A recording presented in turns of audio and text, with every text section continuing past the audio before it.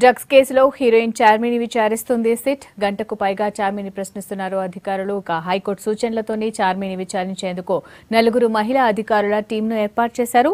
ఇందులో assistant excise superintendent, 3 సీఐలు ఉన్నారు. Kelvin gang తో పాటు కుద్దూస్, వాహెద్లతో పరిచయం ఉందా? ఎప్పుడైనా వాళ్లతో మాట్లాడారా? అన్ని విషయాలపై చార్మిని ప్రశ్నించే అవకాశం ఉంది. ఇక డ్రగ్స్ ముఠాలతో సినీ ప్రముఖులకు లింకులపై కూడా ఆరా తీసే ఛాన్స్ ఉంది. సాయంత్రం 5 గంటల వరకు విచారణ కొనసాగనుంది. అయితే చార్మి బ్లడ్ నమూనాలను బలవంతంగా సేకరించవద్దని కోర్టు చెప్పింది.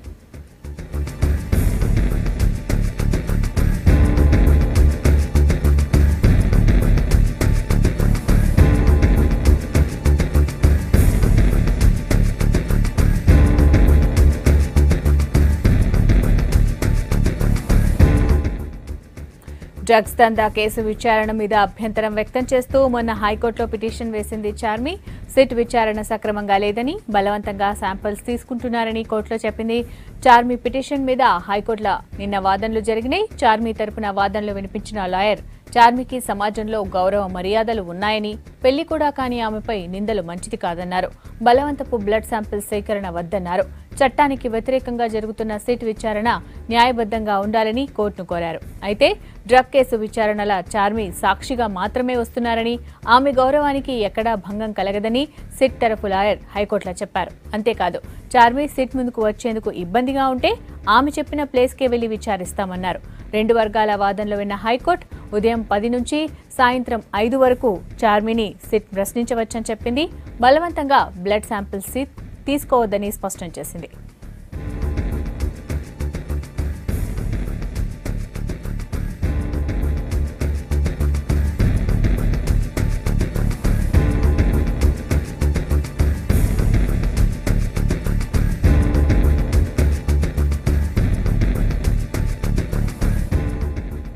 ఇక మరిన్ని ముచ్చట్లు సంపత్ చెప్తారు. సంపత్ చెప్పండి, విచారణ అప్డేట్స్ ఏంటి?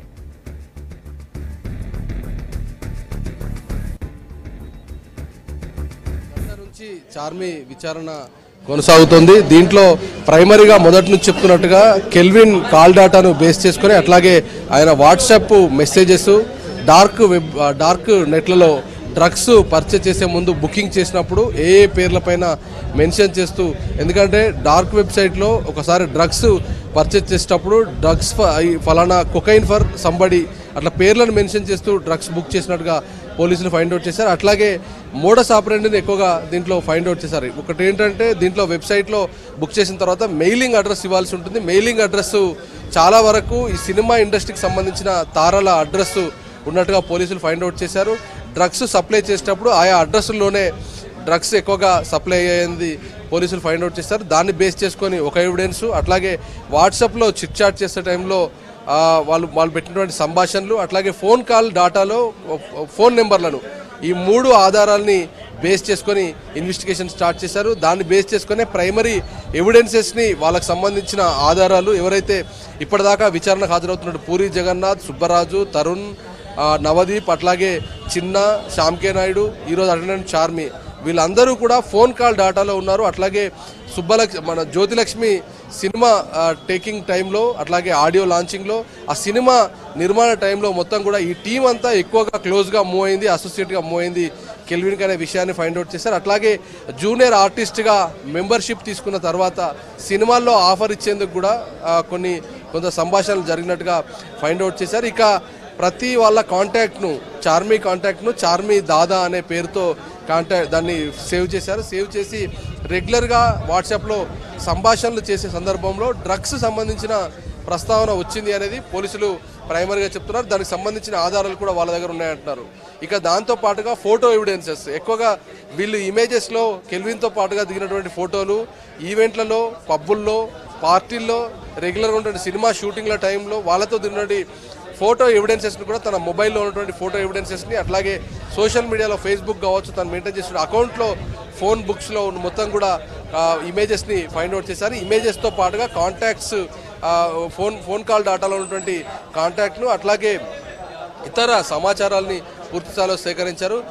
ప్రధానంగా వాళ్లకు ఆధారాలుగా చెప్తున్నది కోర్టుల్లో కానీ, లేదంటే కొంత గ్రౌండ్స్ ఉండి దాన్ని వాళ్ళు చేసినటువంటి తప్పులు కావచ్చు, డ్రగ్స్ పర్చేజ్ చేసినా, వాడినా, స్టోర్ చేసినా కానీ దీంట్లో ఇన్వాల్వ్మెంట్ ఉంది, వీళ్ళు కూడా పాత్రదారులే అని చెప్పడానికి ఒక ప్రూవ్గా ఈ డిజిటల్ ట్రాన్సాక్షన్స్ను తెరపైకి తీసుకొస్తున్నారు.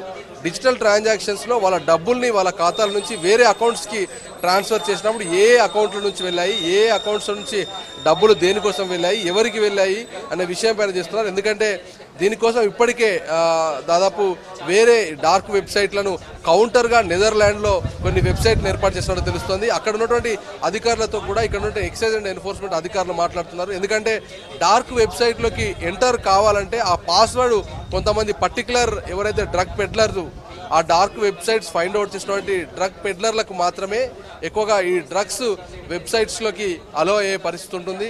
వాళ్ళను పర్టికులర్ పర్సన్స్ని సెలెక్ట్ చేసి ఆ వ్యక్తులు మాత్రమే ఆ పాస్వర్డ్తో ఎంట్రీ అయితేనే డార్క్ వెబ్సైట్లు ఓపెన్ అవుతాయి అనేది అధికారులు చెప్తున్నారు. దీంతో ఇక్కడ నుండి నటీనటులు కావచ్చు, చాలామంది సెలబ్రిటీలు కావచ్చు, సినిమా ఇండస్ట్రీకి సంబంధించిన వాళ్ళు, పేజ్ 3లో ఉన్న వాళ్ళు, బిజినెస్ మెన్లు, కార్పొరేట్ కంపెనీలకు సంబంధించిన వారు, స్కూల్స్ అట్లాగే కాలేజీలు, విద్యార్థులు ఎవరైనా కానీ డ్రగ్స్ కావాలంటే ఒక కింగ్ పిన్ ఎవరైతే దీంట్లో పాస్వర్డ్తో ఎంట్రీ అయ్యి డార్క్ వెబ్సైట్లో పర్చేజ్ చేసి ఆన్లైన్లో బుక్ చేసిన తర్వాత డ్రగ్స్ కెల్విన్కి ఆన్లైన్లో ఆర్డర్ చేసిన తర్వాత తాను డార్క్ వెబ్సైట్లో ఆర్డర్ చేసి వాళ్ళ మెయిలింగ్ అడ్రస్కి పంపించడానికి మెయిన్ పాయింట్గా కెల్విన్ వ్యవహరించారనేది పోలీసులు చెప్తున్నారు. దాంట్లో కుద్దూసు ఆయన కొరియర్గా ఉన్నారు. 9 మంది ఎవరైతే ఇప్పటివరకు 19 మంది దాంట్లో అరెస్ట్ అయినప్పటికీ 9 మందిని మాత్రం అరెస్ట్ చేసిన దాంట్లో తన కొరియర్ పాయింట్లుగా ఏర్పరచుకున్నాడు కెల్విన్. వాళ్ళందరినీ కూడా టోలీ చౌక్ ఏరియాలో కొందరిని, శ్రీనగర్ కాలనీలో, అట్లాగే ఒక్కొక్క ఏరియాకి అక్కడ డ్రగ్స్ కన్జంప్షన్, డ్రగ్స్ సరఫరా అవసరం ఉన్నటువంటి ఏరియాలని ఫైండ్ అవుట్ చేసుకుని వీళ్ళ కొరియర్స్ని ఏర్పాటు చేసుకుని ఆ డ్రగ్స్ డెలివరీ చేయడం, కొన్నిటినైతే డైరెక్ట్గా మెయిల్లో క్యాష్ ఆన్లైన్లో పే చేసిన తర్వాత అకౌంట్లోకి మనీ ట్రాన్స్ఫర్ చేసిన తర్వాత డైరెక్ట్గా డోర్ డెలివరీ చేయడానికి డోర్ డెలివరీ చేసేందుకు ఈజీగా ఉండేందుకు ఆ డ్రగ్స్ను పంపించేందుకు ఆ మెయిలింగ్ అడ్రస్లోకి వెళ్ళినట్టుగా పోలీసులు ఫైండ్ అవుట్ చేశారు.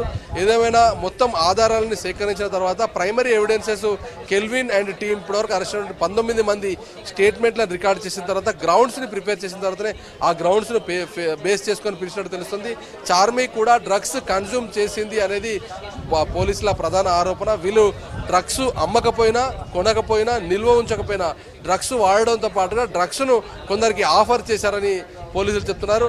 Offer the drugs to somebody అనేది కూడా క్రైమ్ కిందకే వస్తుంది. డ్రగ్స్ను కన్జంప్షన్ చేయడం, తీసుకోవడం కూడా క్రైమ్ కిందకే వస్తుంది. కాబట్టి దాన్ని బేస్ చేసుకొని ఈ 2 గ్రౌండ్స్ కింద వాళ్ళపైన 67 NDPS యాక్ట్ కింద నోటీసులు సర్వ్ చేశాం. వాళ్ళు వచ్చిన తర్వాత వాళ్ళు ఇచ్చినటువంటి స్టేట్మెంట్లు పక్కాగా ఉంటే వీళ్ళ దగ్గర ఉన్నటువంటి సమాచారాన్ని బేస్ చేసుకొని వీళ్ళ క్వశ్చన్ అవర్ ఫ్రేమ్ చేశారు. కాబట్టి ఆ క్వశ్చన్ అవర్స్ని మొత్తంలో సమాధానాలు చెప్పిన తర్వాత వాటన్నిటిని వీడియో రికార్డింగ్లో పెట్టి వీడియో రికార్డ్ చేసిన తర్వాత వాటన్నిటిని కోర్టులో సబ్మిట్ చేయనున్నారు. వాటన్నిటిని ఎవిడెన్సెస్ కింద ఒకవైపు స్టేట్మెంట్స్, ఈ సీడీని, అట్లాగే స్టేట్మెంట్ రికార్డ్ చేసినటువంటి ప్రతుల్ని, దాంతో పాటుగా FIR కాపీని, వాళ్ళపై నమోదు చేసినటువంటి అభియోగాలు, అట్లాగే వాళ్ళ దగ్గర ఉన్నటువంటి ఆధారాలతో పాటుగా ఈ CD ఫైల్ని, అట్లాగే స్టేట్మెంట్ రికార్డ్ చేయడంతో పాటు ఇప్పటివరకు ఉన్నటువంటి వాళ్ళంతా కూడా నిందితులు 19 మంది ఉన్నారు. 19 మంది స్టేట్మెంట్లను రికార్డ్ చేశారు. కాబట్టి ఆ స్టేట్మెంట్లను మొత్తం కూడా లీగల్ ఒపీనియన్ తీసుకొని వాటిని ఫ్రేమ్అవుట్ చేసి కేసును బలంగా చేసి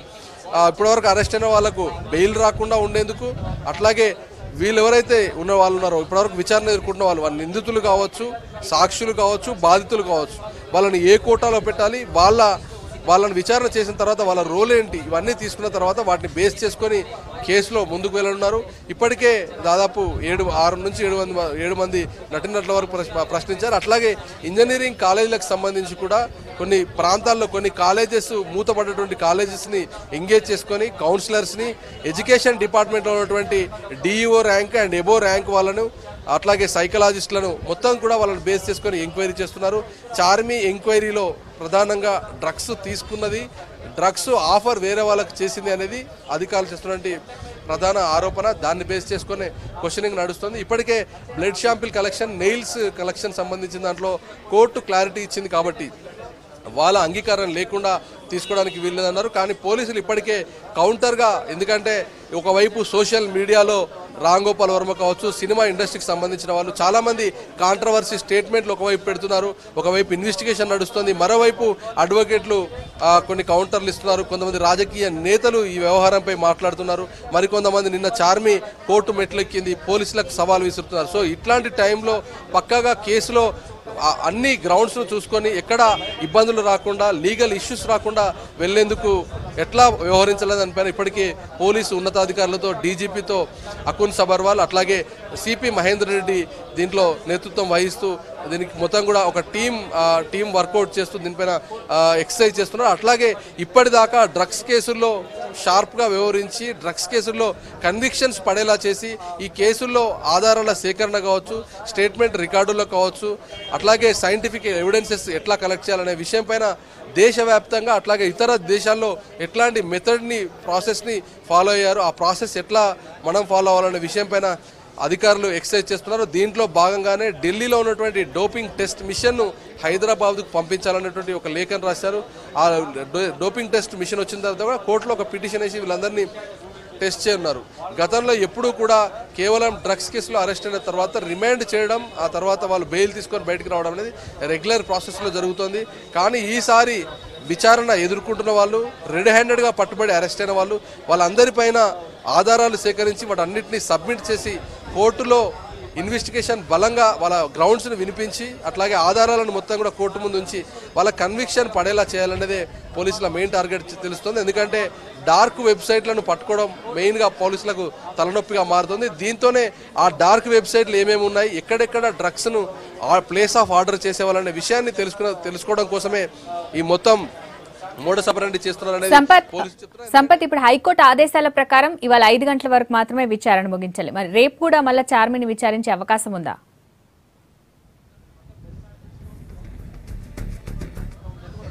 మామూలుగా ఎప్పుడైనా కానీ 41 సిఆర్పిసి కింద కావచ్చు, లేదంటే రెగ్యులర్ విచారణలో ఏదైనా కేసులో విచారణకు పిలిచినప్పుడు ఫండమెంటల్ రైట్స్ కింద, ఒక పౌరుని ఫండమెంటల్ రైట్స్ కింద వాళ్లకు కేవలం 10 గంటల నుంచి 5 గంటల వరకు మాత్రమే విచారణ చేయాలనేది కోర్టు ప్రొసీడింగ్స్ ఉన్నాయి. దీన్ని బేస్ చేసుకునే ఎక్కడైనా సరే, అది ఐపీసీ సెక్షన్ అయినా, సిఆర్పిసి సెక్షన్ అయినా, ఎన్డీపీఎస్ అయినా, ఇంకేదైనా కానీ చట్టానికి లోబడి విచారణ జరగాలన్నటువంటి ఒక గ్రౌండ్ ఉంది. ఆ గ్రౌండ్నే నిన్న చార్మి వినిపించింది. దాన్ని బేస్ చేసుకొని కోర్టు ఆర్డర్స్ ఇచ్చింది కాబట్టి 10 to 5 వరకు విచారణ చేస్తారు. అయితే పోలీసుల వర్షన్ కానీ నిన్న జరిగినటువంటి సిట్ తరఫున న్యాయవాది మాట్లాడినప్పుడు, మేము పొద్దున 10 గంటల నుంచి 5 గంటల వరకే క్వశ్చనింగ్ చేస్తున్నాం, కానీ ఫర్దర్గా ఇన్వెస్టిగేషన్ రావడానికి డేట్ ఇస్తామన్నప్పుడు వాళ్ళు ఉన్నటువంటి యాక్టర్లు కానీ, వచ్చినటువంటి నటులు కానీ వాళ్ళంతా చెప్తున్నది ఏంటంటే, ఇన్వెస్టిగేషన్ ప్యాటర్న్కు ఇంకా 4 గంటలు 5 గంటలు ఎక్కువైనా పర్లేదు, మేముండి ఇన్వెస్టిగేషన్ ఫేస్ చేస్తాం, కానీ మళ్ళీ మరొకసారి రావడానికంటే కూడా ఇప్పుడు ఇన్వెస్టిగేషన్ కంప్లీట్ చేస్తే మాకు కంఫర్ట్గా ఉంటుంది అనేది చెప్పారనేది వాళ్ళ గ్రౌండ్ కింద వీళ్ళు చెప్తున్నారు. కానీ నటులు, వీళ్ళైతే ఇప్పటిదాకా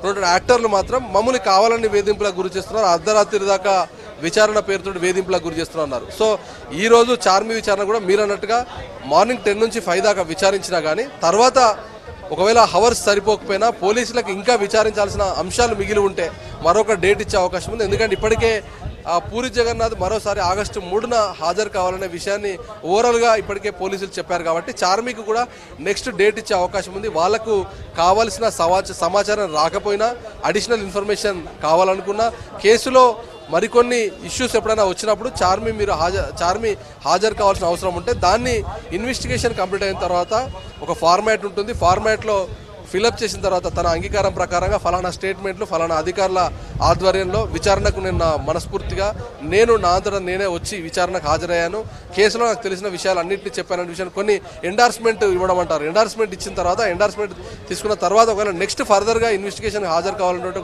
ఒక ప్రొసీడింగ్ ఉంటే ఇన్వెస్టిగేషన్ ఆఫీసర్ ఒకటి తనకు డేట్ ఇష్యూ చేసి ఓవరాల్గా చెప్పడం కానీ, లేదంటే నెక్స్ట్ టైం తర్వాత ఎక్స్టెన్షన్గా మరోసారి నోటీస్ ఇచ్చే అవకాశం ఉంటుంది. చూడాలి, 5 గంటల తర్వాత విచారించే అవకాశం ఉండి మళ్ళీ ఇంకా కొన్ని విషయాలు ఏమైనా పెండింగ్లో ఉంటే చార్మిని మళ్ళీ తిరిగి విచారిస్తారా, లేదంటే ఈ రోజుతోనే సరిపెడతారా చూడాలి. ఎందుకంటే నిన్న మొన్న విచారణకు వచ్చినటువంటి శ్యామ్ కే నాయుడు కానీ, చిన్న కానీ 4 నుంచి 5 గంటలు మాత్రమే విచారించారు. వాళ్ళ రోల్ ఎక్కడి వరకు ఉందో రోల్ వరకునే పరిమితం విచారిస్తున్నారు. కాబట్టి చార్మి విషయంలో ఇప్పుడున్న 10 to 5 వరకు ఉన్నటువంటి హవర్స్ మొత్తం యూటిలైజ్ చేసుకొని ఇన్వెస్టిగేషన్ చేస్తారో, లేదంటే 3-4 గంటల వరకు విచారణ చేసి విచారణ అయిపోయింది కంప్లీట్ అయితే వాళ్ళకి కావాల్సిన సమాధానాలు వస్తే వాళ్ళు పంపించే అవకాశం ఉందా, లేదంటే అడిషనల్గా ఇది సరిపోకపోతే రేపు కానీ ఎల్లుండి కానీ లేదంటే ఫర్దర్గా ఎప్పుడు విచారణకు రావాలనే విషయం పైన ఒక క్లారిటీ ఇచ్చే పరిస్థితి అయితే ఉంటుంది. మొత్తానికి ఆధారాల సేకరణ ఇప్పటి వరకు వీళ్ళు ఉన్నటువంటి ఇన్వెస్టిగేషన్కు అటెండ్ అవుతున్న వాళ్ళలో కూడా వాళ్ళ స్టేట్మెంట్లను కూడా రికార్డ్ చేసి అందులో వస్తున్నటువంటి కొత్త పేర్లను బేస్ చేసుకొని కూడా దాంట్లో డ్రగ్ పెడ్లర్ల పేరు కావచ్చు, డ్రగ్ సప్లై కావచ్చు, డార్క్ నెట్ వెబ్సైట్లకు సంబంధించినటువంటి డీటెయిల్స్ కావచ్చు, అన్ని విషయాలన్నీ కేవలం ఈ కెల్విన్ కాల్ డాటాలో బేస్ చేసుకొని ఇన్ఫర్మేషన్ తీసుకున్నారు. కాబట్టి దీంట్లో భాగంగా విచారణకు హాజరవుతున్నటువంటి వీళ్ళ దగ్గర నుంచి సమాచారం తీసుకొని దీంట్లో ఎక్స్టెన్సివ్ మెథడ్లో వీళ్ళ దగ్గర నుంచి అడిషనల్ సమాచారం వస్తే దాన్ని బేస్ చేసుకొని కూడా ఫర్దర్గా నోటీసెస్ ప్రిపేర్ చేసి దాంట్లో వచ్చినటువంటి పేర్లు ఎవరైతే ఉన్నారో వాళ్ళకు కూడా నోటీసెస్ సర్వ్ చేసి క్వశ్చన్ చేయడానికి సిద్ధమవుతున్నారు. దీంట్లో మొత్తం కూడా అనిత, జయలక్ష్మి అట్లాగే శ్రీలత పాటుగా మొత్తం నలుగురు మహిళా అధికారులు ఇన్వెస్టిగేషన్లో ఉన్నారు. అడిషనల్ సూపరింటెండెంట్ ఒకరు, అట్లాగే మిగతా సంబంధించిన వాళ్ళంతా కూడా అధికారులు ఉన్నారు. మహిళా అధికారుల సమక్షంలో విచారణ జరగాలన్నారు కాబట్టి 4 మహిళా అధికారులని అందుబాటులో ఉంచారు. కానీ అధికారులు చెప్తున్నది ప్రొసీజర్లో భాగంగా ఈ కెల్విన్ కేసులో పిలిచాం కాబట్టి దాంట్లో ఇన్వెస్టిగేషన్ ఆఫీసర్గా ఉన్నటువంటి శ్రీనివాస్ ఈ కేసు విచారణ జరిగేటప్పుడు క్వశ్చనింగ్ జరిగేటప్పుడు ఈ టీంతో పాటుగా ఆయన కూడా అక్కడ కూర్చుంటారు. క్వశ్చనింగ్ ఫ్రేమ్అవుట్ చేయడం కానీ అట్లాగే విచారణ చేయడం కానీ చార్మిని విచారణ చేయడం కానీ ఆయన కూడా ఇన్వెస్టిగేషన్లో పార్టిసిపేట్ అవుతారు. కానీ మహిళా అధికారుల అసిస్టెన్స్ దీంట్లో ఉంటుంది. వాళ్ళు క్వశ్చనింగ్ చేసేటప్పుడు కానీ ఒకవేళ ఏదైనా అసిస్టెన్స్ ఆమెకి ఏదైనా చార్మి చెప్పదలసిన విషయాలు ఉన్నా, మహిళా అధికారులతో పంచుకోవాల్సిన విషయాలు ఏమైనా ఉన్నా కానీ అక్కడ ఆమెతో ఇంటరాక్ట్ కావడానికి మహిళా అధికారులు అందుబాటులో ఉంటారని చెప్తున్నారు. చూడాలి మరి కొద్దిసేపటి తర్వాత కొన్ని అప్డేట్స్ వచ్చే అవకాశం ఉంది. అప్డేట్స్ వచ్చిన తర్వాత మీకు మరింత సమాచారం ఇచ్చే ప్రయత్నం చేస్తాం. Thank you Sampath.